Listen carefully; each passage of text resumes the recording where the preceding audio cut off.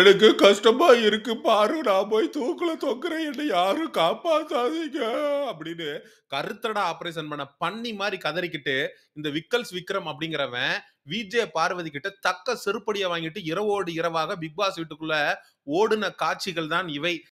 பாரு கஷ்டமா இருக்கு பாரு எனக்கு. ஐயோ! என்ன கோலட்டாங்க. நான் போய் தூக்குல தொங்குறேன். சரியா? என்ன யாரும் காப்பாத்தாதீங்க. ஓடி. இந்த விக்கல்ஸ் விக்ரம் அப்படின்றவன் தொடர்ந்து பார்வதி கிட்ட எல்லை மீறி நடந்துகிட்டு இருந்தான். எல்லை மீறி ஓவரா பேசிக்கிட்டு இருந்தான். டாமினேட்டிங்கா நடந்துகிட்டு இருந்தான். பாரு தேங்க்ஸ் பாரு, பாரு அப்படி பாரு இப்படி பாரு அப்படின்னு வேற ஒரு டிரான்ஸ்ஃபர்மேஷனை விஜே பார்வதி கிட்ட காட்டினா. பார்வதி நாக்க புடிங்கிட்டு சாப்பிட்ற மாதிரி கிட்டத்தட்ட 40 நாளா எங்கடா மணியாட்ட போயிருந்தியா? இவ்வளவு நாள் இந்த திறமைய இந்த பெர்ஃபார்மன்ஸ் எல்லாம் எங்க வச்சிருந்த? வந்து என்கிட்ட மட்டும்தான் நொட்டுவியா? இப்படி இதே வார்த்தையங்க, நொட்டுவியா?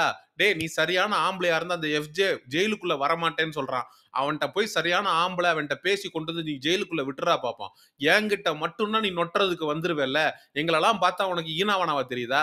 உன் பாயிண்ட் எல்லாம் ரெஜிஸ்டர் பண்ணிட்டு போறதுக்கு நான் ரெஜிஸ்டர் போஸ்டாடா அப்படின்னு விட்டு லெஃப்ட் ரைட் வாங்கி விட்டுருக்கு விஜே பார்வதி. இது இரவோடு இரவாக நடந்திருக்கு. என்ன நடந்துச்சு அப்படின்னா, ஒரு டாஸ்க், அந்த டாஸ்க்ல கடைசி 3 இடம் பிடிக்கிறது யார்? அந்த ரேங்கிங் டாஸ்க்ல அதுல கனி, அமித் பார்கவ், அதுக்கப்புறம் இன்னொருத்தர், மொத்தம் 3 பேர் சேர்ந்து யார் வந்து கடைசி லாஸ்ட் 3 ஸ்பாட்டை பிடிக்கிறாங்களோ அவங்கள பிடிச்சி ஜெயில போடணும் அப்படிங்கிறது தான் டாஸ்க். எஃப்ஜே, திவாகர் மற்றும் விஜே பார்வதி இவங்க 3 பேரையும் பிடிச்சி சிறையில அடைங்க அப்படின்னு பிக் பாஸ் உத்தரவு போட்டுட்டார். போட்டதும் கொண்டு வந்து உள்ளே லாக் பண்ணிட்டாங்க. ஒரு கட்டத்துக்கு மேல எஃப்ஜே எனக்கு இருக்கிறதுக்கு விருப்பம் இல்லை அப்படின்னு சொல்லிட்டு வெளியில போய் சோஃபால படுத்துட்டான். எஃப்ஜே வந்து பிக் பாஸ் ரூல்ஸை வந்து மீறி நடந்துக்கிறான், அவனை வந்து மறுபடியும் சிறையில கொண்டு போய் அடைங்க அப்படின்னு சொன்னப்ப இவன் போய் எஃப்ஜே கிட்ட பேச்சுவார்த்தை நடத்துறதுக்கு தயாரா இல்லை இந்த விக்கல்ஸ் விக்ரம் அப்படின்றவன். விஜே பார்வதி என்கிட்ட மட்டும் வாய்க்கிலேயே பேசுறல்ல, பெரிய புடிங்கி மாதிரி பேசுறல்ல, வந்து நொட்டுறல்ல இங்க, அங்க போய் அவன்கிட்ட நொட்டுடா, அவன்கிட்ட போய் கேள்றா, அவன்கிட்ட போய் பேச்சுவார்த்தை நடத்துறா, பெரிய புலமை புடுங்கிங்கிறல்ல, உன் புலமை தன்மையை அவன்கிட்ட காட்டுறா. அவன்னா உனக்கு பயமா? எஃப்ஜேவை பார்த்தா ஒண்ணுக்கு போறியா? அப்ப நான் மட்டும் உனக்கு ஈனாவானாவா? இழிச்சவாயா? நீ பண்றதெல்லாம் வந்து என்கிட்ட கொட்டிட்டு போறதுக்கு நான் என்ன டஸ்ட்பின்னா? போட போய் அவங்கிட்ட பேசி பேச்சுவார்த்தை நடத்தி கூட்டிட்டு வாடா அப்படின்னு லெஃப்ட் ரைட் வாங்குது. நெம்பு நெம்பு நெம்புது. அடி தாங்க முடியாம ஐயோ ஐயோ ஐயோ அப்படின்ட்டு அலறி அடிச்சுக்கிட்டு ஓடுறான். ஏதோ ஒரு வித்தியாசமான குரல்ல பாரு பாரு நான் கோலைன்னு சொல்லி நான் அசிங்கப்படுத்திட்டே பாரு, நான் தூக்குல தொங்க போறேன் பாரு. டேய் என்னடா என்னடா பிக் பாஸ் வீட்டுக்குள்ள போய் நீ எப்படா உன்னால தூக்கு மாடி தொங்க முடியும்? அவ்வளவு பெரிய உத்தமனா நீ? 35 நாள் 40 நாளா பிக் பாஸ் வீட்டுக்குள்ள அடக்கி வாசிச்சுட்டு மிச்சர் தின்னுட்டு சேஃப் கேம் விளையாடிட்டு மூடிக்கிட்டு இருந்துட்டு திடீர்னு வந்து ஒரு டிரான்ஸ்ஃபர்மேஷன் காட்டுவாராம். நாங்க வந்து வேதாளம் அஜித் குமாரே வருக வருக, எங்களுடைய ஆதரவு உங்களுக்கு நாங்க தருக தருக அப்படின்னு சொல்லிட்டு இவருக்கு அப்படியே ஃபயர் விட்டு இவரை தூக்கி கொண்டு வந்து நாங்க டாப் 5 வச்சிருவோம், இல்ல கோப்பையை தூக்கி கொடுத்துருவோமா. 35 நாளா என்னடா பண்ணிட்டு இருந்த? நீ எகுறதுக்கு பாரு மட்டும் தான் கிடைச்சால? அங்க இருக்கிறவன் வேற அவனும் ஆள் கிடைக்கல உனக்கு? எஃப்ஜே உள்ள வர மாட்டேங்கிறான்ல, பிக் பாஸோட ரூல்ஸை ஃபாலோ பண்ண மாட்டேங்கிறான்ல, ஜெயிலுக்குள்ள 3 பேரையும் தானே அடைக்க சொன்னாரு. எஃப்ஜே உள்ள வர மாட்டேன்னு சொல்லிட்டு வெளியில படுத்திருக்கான்ல. போ பேச்சுவார்த்தை நடத்து, உன் திமிர அவன்கிட்ட காட்டு. எஃப்ஜே நீ வரலன்னா அவ்வளவுதான், டன்டனக்கா டனக்குனக்கா அப்படின்னு ஏதாவது பண்றா, பண்ணி உன்னுடைய வாத திறமையை பயன்படுத்தி அவனை கூட்டிட்டு வந்து சிறையில அடைடா.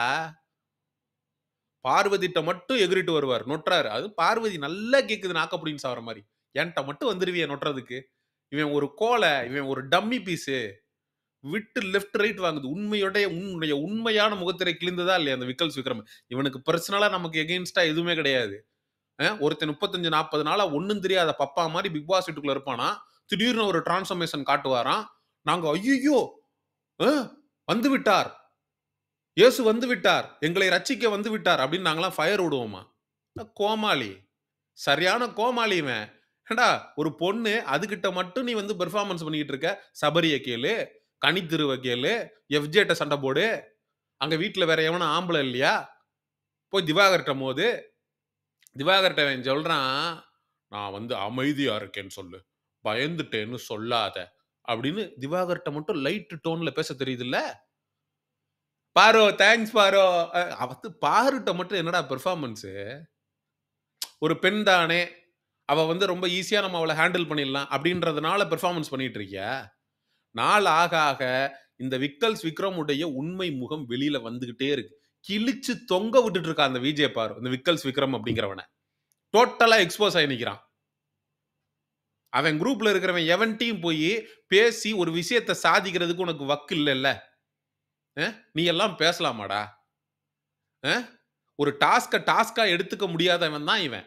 சீக்ரெட் டாஸ்க் கொடுக்கப்பட்டு இவனுடைய மேனேஜர் வேலை போனப்ப உட்காந்து அழுதுகிட்டு என் வீட்டில் இருக்கவங்க என் பொண்டாட்டி பார்த்துருக்கோம், எங்க அப்பா அம்மா பார்த்துருப்பாங்க, என்னை பத்தி என்ன நினைச்சிருப்பாங்க அப்படின்னு பேசி புலம்புனவன் தான் அவன்.